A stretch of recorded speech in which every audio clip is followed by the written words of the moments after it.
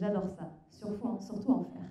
Et là, j'annonçais soudainement que je partais pour le continent sud-américain pour une longue vadrouille.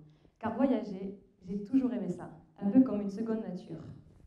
Mais passer le cap de la démission, de la pression sociale, familiale et interne n'était vraiment pas facile. Mais ouf, j'y suis à ce fameux 14 janvier 2017. Le bonheur avec un grand B.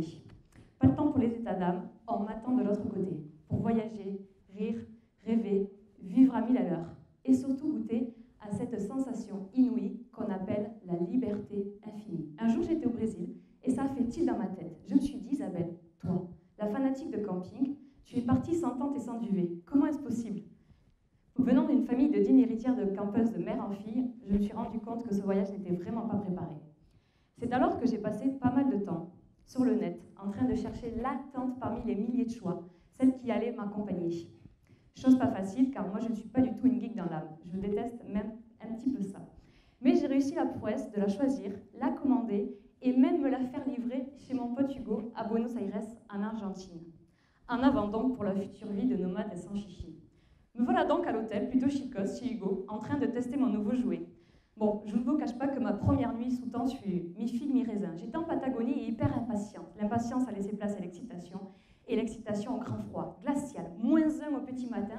Je n'y crois toujours pas. J'ai les pieds gelés et le dos est raide, mais je sais une chose, je suis exactement là où j'ai toujours voulu être, sous tente, en voyage.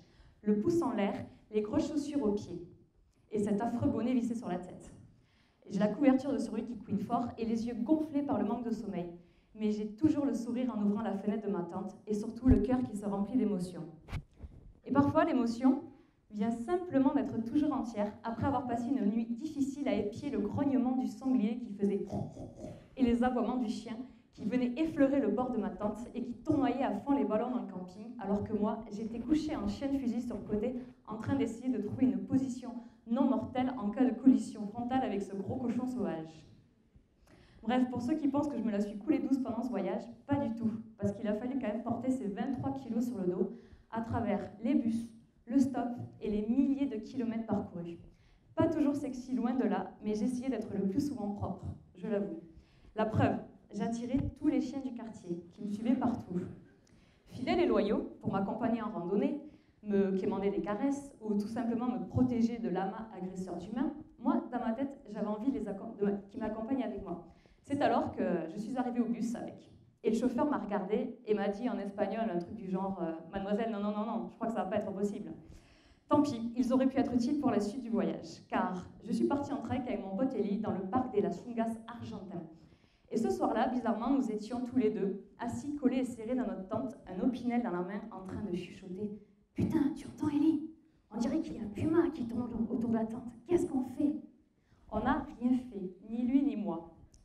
Bref, le nomadisme, c'est aussi la possibilité de rencontrer des gens chez eux, dormir dans leur jardin, leur terrasse, ou un peu plus rustiquement dans leur garage comme ici. Mais une occasion en pareille proposée à 1h du matin dans un petit village mexicain en fin fond de la jungle, je peux vous assurer que ça ne se refuse pas, bien au contraire.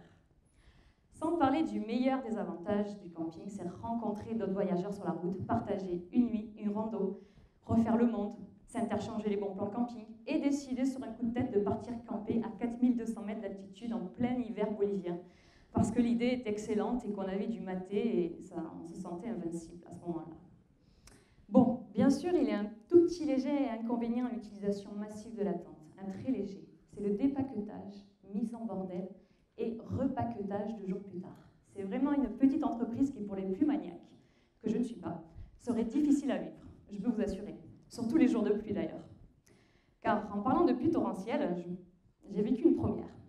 C'était en Amazonie, du camping au cœur de la forêt primaire. Alors non, ce n'était pas ma tente, c'était une tente amazonienne, pourvue de plein de trous pour laisser passer de gros moustiques, ainsi que d'une très jolie bâche bleue qui donnait bien du caractère à la pluie qui s'abattait dessus. J'ai d'ailleurs un petit peu honte de dévoiler la photo qui suit, car elle décrédibilise totalement la vision que mes amis ont de moi, celle d'une campeuse professionnelle. C'est pas grave. Mais moi, j'avais décidé de me laisser totalement aller. Je marchais pieds nus, je tombais dans les trous d'anaconda, je maniais plus ou moins habilement la machette. Et pendant ce temps-là, mon guide essayait de me convaincre de 2 choses. Que 1, la pêche de piranha était sans risque, mon petit doigt s'en souvient encore, et que 2, nous allions construire un radeau en bambou pour aller chasser le caïman pendant la nuit. J'étais hyper sceptique, réfractaire, horrible, mais j'ai pas eu le choix, j'ai suivi. Jusqu'à ce qu'il me crie « Isabelle, cours, Isabelle !» Et moi, pendant que je courais en pleine nuit dans la forêt, je me demandais vraiment qu'est-ce que je foutais là. Voilà. Après pas mal d'aventures, forcément, épiques et usantes, pour la fin, je me suis dit qu'il fallait aussi que je lui fasse un petit peu plaisir à ma tante. Alors, on a atterri toutes les deux sur la côte ouest du Pacifique, côté mexicain, sur l'unique plage nudiste du Mexique. On n'a pas fait les difficiles, on a planté nos 6 pieds dans le sable et on a profité enfin d'avoir chaud, même à 5 h du matin. Ouf, il était temps. Me voilà donc scrutant le ciel depuis ma maison une dernière fois, essayant de me remémorer chaque personne, chaque lieu, chaque aventure passée, assise de cette manière. Après tant de mois intenses vécus ensemble l'une pour l'autre, il fallait se rendre à l'évidence, c'était ma dernière nuit de camping et j'allais abandonner ma meilleure copine de voyage. Enfin, je comptais bien la ramener avec moi, mais nous allions prendre du repos, chacune de notre côté.